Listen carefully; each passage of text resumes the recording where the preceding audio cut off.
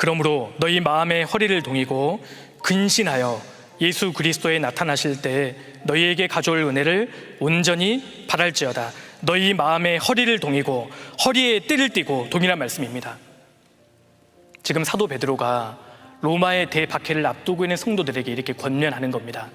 너희 마음의 허리를 동여라. 허리를 동이라. 허리에 띠를 띠라. 이 말씀은 마음에 비장한 각오를 하라, 그 뜻입니다. 그리스도인들은 마음에 비장한 각오를 품어야 합니다.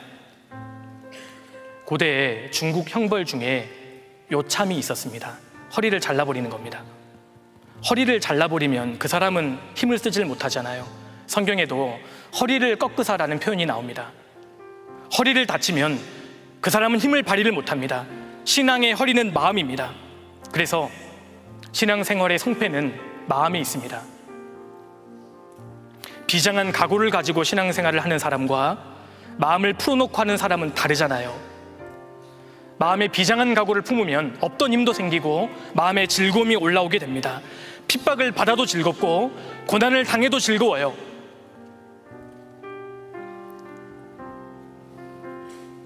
베드로와 요한은 예수님의 이름으로 핍박을 받고 능욕을 받는 일에 오히려 즐거워했다고 되어 있습니다.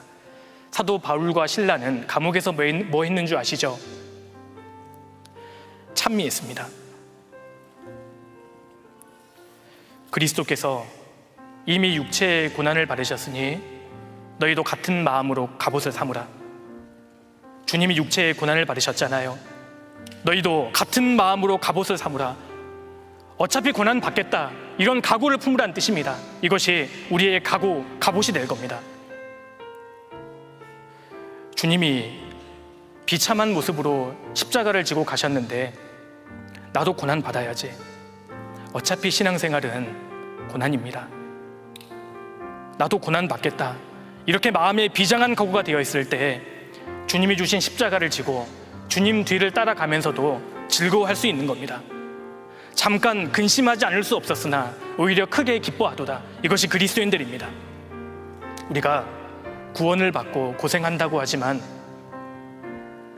과거의 그리스도인들, 믿음의 선진들에 비하면 우리는 정말 적은 고생을 하고 있는 겁니다. 일본의 나가사키 땅은 그야말로 일본 기독교의 순교의 땅입니다. 지금 일본의 기독교 인구는 1%도 되지 않지만 과거에는 복음이 일본 땅을 덮었던 적도 있습니다. 특히 나가사키에만 30만 명의 기독교인들이 있었을 정도였다고 합니다. 그런데 일본의 도요토미 히데요시가 무섭게 박해를 했고 그 박해의 정점이 1597년 겨울이었습니다. 교토와 오사카 등지에 있는 믿는 사람들을 잡아서 끌고 옵니다. 총 26명의 일본 성도들이 압송되어 왔습니다. 겨울길을 맨발로 걸어오게 합니다. 그리고 공포를 극대화시키기 위해서 한쪽 길을 다 잘라버렸습니다. 균형 감각을 상실했잖아요. 처형장으로 끌고 오면서 끊임없이 회유했습니다. 예수를 부인해라, 배반해라, 살려주겠다. 26명이 한 명도 배반하지 않습니다. 처형장에 도착하니까 26개의 십자가가 세워져 있는 겁니다. 26명 중에 3명은 10대들이었습니다. 그 중에서도 가장 나이가 어렸던 사람이 12살입니다. 12살 소년이 26개의 십자가를 보면서 이렇게 이야기했답니다. 이 중에서 저의 십자가는 어디 있습니까? 그 소년의 말을 듣고 남은 성도들이 더 용기를 얻었다고 하잖아요. 이 소년이 과거에 어머니에게 보낸 편지가 있습니다. 어머니, 절대 그리스도를 부인하지 마세요. 저와 어머니는 곧 천국에서 만날 것입니다. 우리는 히데요시님을 원망하지 않습니다. 다만 그분과 모든 일본인이 그리스도인이 되기를 바랍니다. 그날 그렇게 26명이 십자가 처형을 받았습니다. 우리가 주님을 위해 고생한다고 하지만 앞서간 순교자들, 믿음의 선진들을 보면 정말 우리의 신앙이 부끄럽습니다. 불과 몇 년 전 이 코로나 시기에 교회 다니는 사람들이 전염병을 퍼뜨리는 것처럼 매도되던 분위기가 있었습니다. 그때 우리는 교회당에 나오는 것만으로도 우리 자신이 대단하다고 생각했습니다. 그런데 앞서 갔던 믿음의 선진들의 이 순교와 믿음에 비한다면 우리가 할 말이 없죠. 마지막 때에 마음을 비장하게 품지 않으면 내 신앙이 굉장히 부끄러워진다고요. 마음을 비장하게 품지 않으면 구원받은 지 오래되어도 내 신앙이 어린아이와 같은 신앙이 된다는 겁니다. 초대교회 성도들은 그리스도인이 된다는 것이 어떠한 의미인지 잘 알고 있었습니다. 버가모교회 담임 목사인 안디반은 순교당했고 서문학교의 장로였던 폴리갑은 화형을 당했습니다. 그 당시 초대교회 대부분의 목회자들과 장로들은 누워서 죽지 않았습니다. 다 순교를 당했습니다.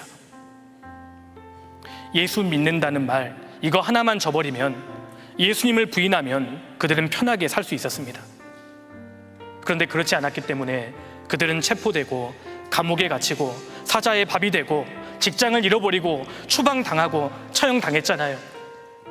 그런데 그들의 믿음은 더욱 강해졌고 그들의 신앙은 더욱 견고해졌고 그들은 기뻐하면서 순교를 당합니다. 초대교회 역사를 보면 그날 아침에 구원을 받고 그날 오후에 콜로세움 경기장에 순교당한 사람들이 많았습니다.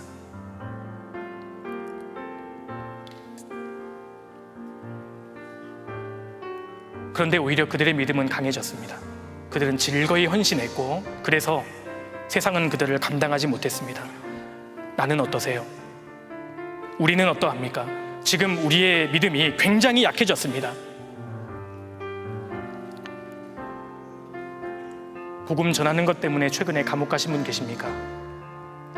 복음 전하는 것 때문에 최근에 매 맞으신 분 계십니까? 기껏해야 한 소리 들을 뿐이지 않습니까? 우리는 종교의 자유가 있는 시대에, 종교의 자유가 있는 나라에 살고 있습니다. 그런데 구원받은 그리스도인들이 왜 이렇게 기가 죽어 있어요? 왜 복음을 부끄러워합니까? 최근에 사용해본 전자제품 하나도 좋으면 옆에 사람에게 당당하게 소개할 줄 아는 사람들이 왜 그리스도의 복음을 전할 때는 그렇게 움츠려 있습니까? 우리 주님의 품질이 전자제품보다 못합니까? 우리 마음에 정말 비장한 각오를 품어야 합니다. 복음이 부끄러울 때, 복음 전할 때 주저하게 될 때 주님의 그 십자가 흉터가 누구 때문에 생긴 것인지를 기억하십시오. 우리를 살리려다가 생긴 흉터입니다. 그런데 우리가 십자가의 주님을 부끄러워한다는 것, 한 소리 들을까 봐 복음을 전하지 않습니다. 오해받을까 봐 주님을 부인해버리죠. 십자가의 주님이 그렇게 부끄러우세요? 주님의 그 십자가 흉터가 어쩌다 생긴 것인지를 기억하셔야 합니다.